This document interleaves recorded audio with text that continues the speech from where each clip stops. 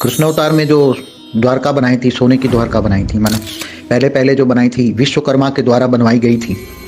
तो विश्वकर्मा के द्वारा बेहद के विश्व का पीएम ने पावर देकर विश्वकर्मा को एक संकल्प मात्र से सोने की द्वारका बनाई थी। उसमें सागर देवता को बोला था कि तुम सागर का पानी हटा दो। उसी टाइम सभी देवता थे, वायु देवता, जल देवता, अग्नि देवता, सब देवता थे, इंद्रदेव भी था, उसी टाइम स्वर्ग भी था।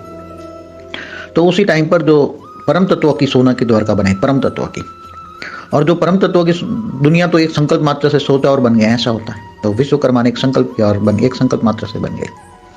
तो वो परम तत्व की सोने की जो द्वारका कहते हैं कि परम तत्व की, तो परम आकाश, परम वायु, परम अग्नि की बनी हुई थी। तो उसका जो कलर था वो गोल्डन, वायुमंडल का कलर जो था वो गोल्डन कलर था, इसलिए सोने की द्वारका कहते थे। जिन्होंने देखा होगा, ऋषि मुनियों ने, सबने देखा था, मगर वो समझ नहीं पाए थे कि कौन सी कैसी दुनिया है, कोई भी नहीं समझ पाया था। तो वो फिर क्या हुआ कि कृष्ण मथुरा का राजा बना, मतलब वो बना नहीं, मगर मथुरा में जब आकर उसने कंस का वध किया, अपने मामा कंस को मार डाला, तब कंस का जो ससुर था वो जरासंध था, और जरासंध बार बार मथुरा पर हमला करता रहा, बार बार कृष्ण उसको हराता रहा, 17 बार उसको हराया, और 18वीं बार जब आया जरासंध, सेना बार बार जाके सेना पर इकट्ठी करके हमला करने आ जाता मथुरा पर।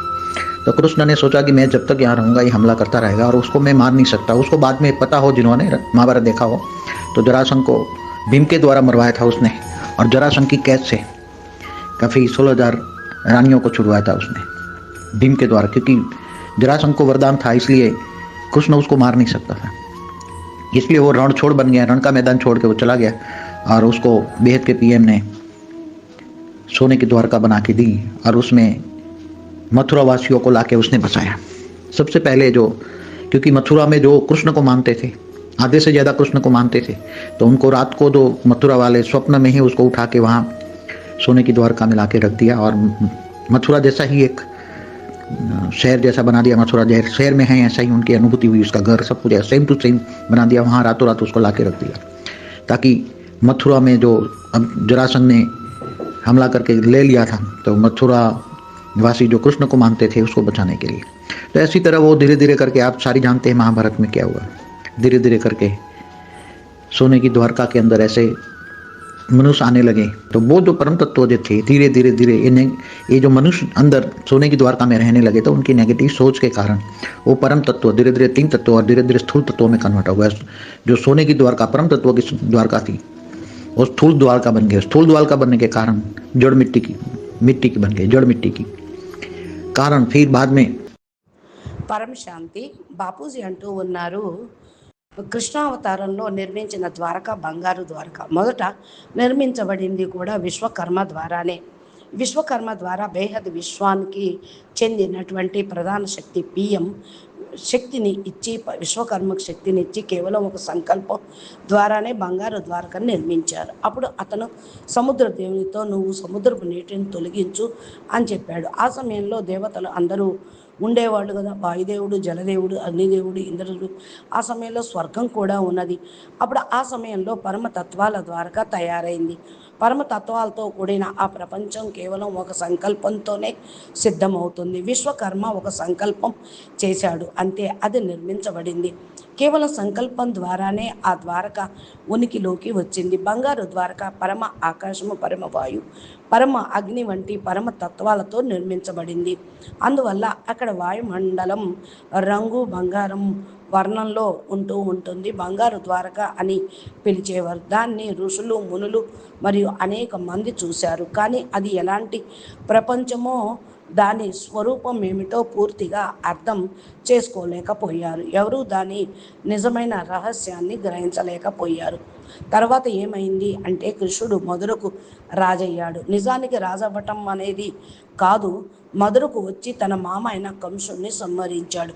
అప్పుడు కంసుడు మామగారు జరాసంధుడు మళ్ళా మధురపై దాడి చేస్తూనే ఉండేవాడు. ప్రతిసారి కృష్ణుడు అతను ఓడించి ఉంచేవాడు. 17 సార్లు దండయాత్ర తర్వాత 18వసారి జరాసంధుడు పెద్ద సైన్యాన్ని కూడా కట్టుకొని మధురపై దాడి చేశాడు. అప్పుడు కృష్ణుడు ఆలోచించి, నేను ఇక్కడ ఉన్నంతకాలం ఇతడు మళ్ళీ దాడి చేస్తూనే ఉంటాడు, తాను చంపనూ లేడు, అతనికి చావు నా చేతిలో లేదు. మహాభారతం చూసిన వారికి ఈ విషయం తెలుసు. జరాసంధుడిని భీముడి చేత చంపించాలి, చంపబడతాడు కూడా. అది సృష్టి నియమము. అలాగే జరాసంధుడిని బంధించి ఉంచిన అనేక రాణులను కూడా భీముడు ద్వారా విముక్తి కలిగించాడు. జరాసంధుడికి ఒక వరం ఉండటం వల్ల కృష్ణుడు అతన్ని స్వయంగా సంహరించలేకపోయాడు. అందుకే కృష్ణుడుగా రణచోడు అంటే రణయుద్ధం నుండి పారిపోయిన వాడు అని అర్థం. యుద్ధరంగాన్ని విడిచి పళ్ళిపోయాడు. అప్పుడు బేహదు పిఎం ఒక బంగారు ద్వారకను నిర్మించి ఇచ్చారు. అక్కడ ఒక మధుర వాసులందరూ తీసుకెళ్ళి అక్కడ నివసింప చేశారు. మధురలో కృష్ణుని నివసించే వారు ఎలా ఉండేవాళ్ళో అలాగే రాత్రి వేళ స్వప్నంలో తీసుకొని వెళ్ళి బంగారు ద్వారకలో ఉంచారు. వారికి మధురలో ఉన్నట్లే అనుభూతి కలిగింది.